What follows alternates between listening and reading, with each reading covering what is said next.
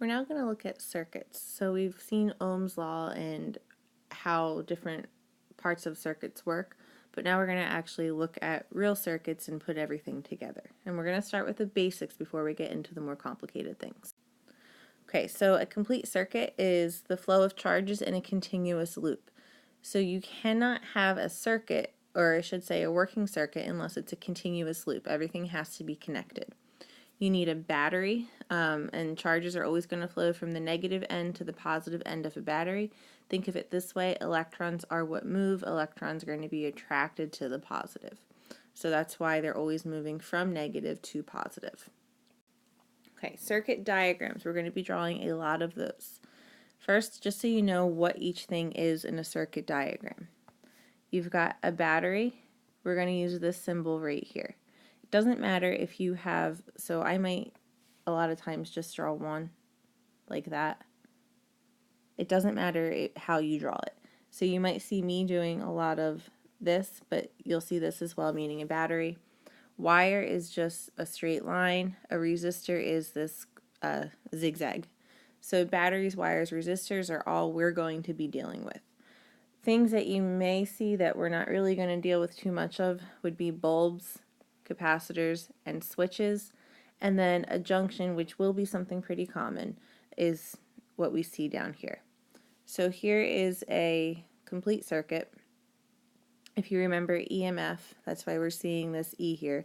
So this is your battery, this is a resistor, this is a capacitor. Again, capacitors are not covered in AP Physics 1. Here's a junction, so this is just where the wires are splitting, and then you're flowing from negative to positive, so the longer is your positive side. So that means the electrons always flow out this way, and they'll come back around there. So this is what a circuit diagram looks like. A basic circuit is going to have a single resistor and a single battery with no junctions. So this is a basic circuit. Sometimes you might also see it called a simple circuit. So basic circuit and simple circuit are the same thing. There's nothing complicated about it. A junction is a point where a wire branches. Most of the circuits we're going to be dealing with is going to have a junction. Now, anytime we have a junction, we're going to look at the junction law, and you might see this, these are called Kirchhoff's laws, or Kirchhoff, however it's pronounced. I say Kirchhoff. So Kirchhoff's laws tell you what happens to current and voltage in circuits. The junction law tells you that the sum of the currents into a junction equals the sum of the currents leaving a junction. In other words, what that means is you've got current coming into the junction here. It's going to split right there. And then, same idea, current coming into this junction has to equal the current coming out. In other words, they have to add or subtract. And this will make a lot more sense once we see some more concrete examples. So the junction law says that the current going into a junction has to equal the current going out of the junction. And technically it is sum of the current. So that's what it means here. Sum of the currents going in equals the sum of the currents going out. So that's one of Kirchhoff's law, the junction law. And the second one is the loop law. So that's telling us that the potential difference, remember potential difference is the same as voltage or EMF. So the voltage around a loop must add to equal 0. In other words, say you've got a battery and the battery is going to have a certain voltage. The voltage around every other part in the loop has to add to equal 0. And this, again, will make much more sense once we're seeing it with a concrete circuit. So the voltage, and they call them sometimes voltage drops or potential difference. This plus this plus this plus this have to equal 0.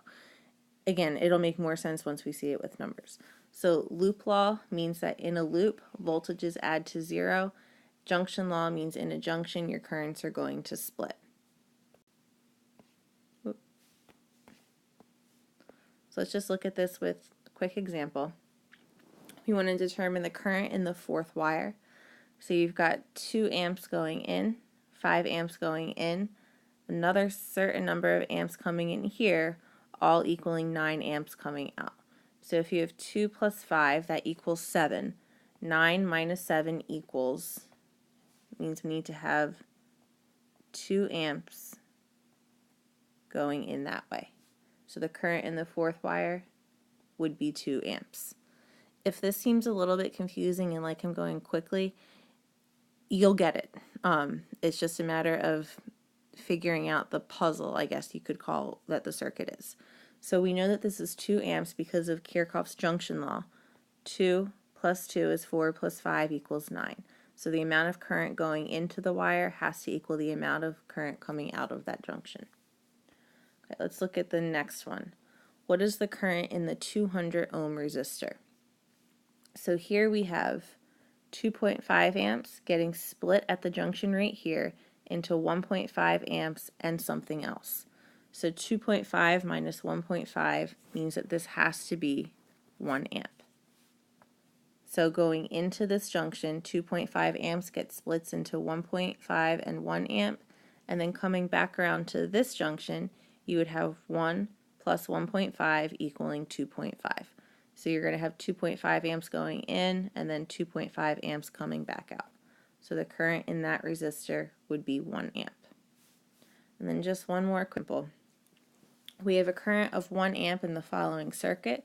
What is the resistance of the unknown circuit element? So 1 amp of current means that there's 1 amp there, 1 amp there, and 1 amp there. We know from Ohm's law that V equals IR. So using Ohm's law, we can figure out what the voltage is here and the voltage is there, and then we can use Kirchhoff's loop law to figure out the voltage here and finally the resistance. So V equals IR. We're going to take 3 ohms times 1 amp means that that's 3 volts. 2.5 ohms times 1 amp is 2.5 volts. The voltages in a loop must add up to 0. So you can think of them as having to add up to 0, or you can think of it as the 3 voltages in these 3 resistors have to equal 9 volts. So 3 plus 2.5 plus blank is going to equal 9 volts. That means that this right here has to be 3.5 volts. If that's 3.5 volts, we're looking for resistance. Resistance equals V over I, so that would be 3.5 volts over 1 amp, or 3.5 ohms. So that resistor right there is 3.5 ohms. So this was using, again, the loop law. Voltages in a loop have to equal 0. So 3 volts plus 2.5 volts plus 3.5 volts are going to all equal 9 volts, which would cancel out with that 9 volt there.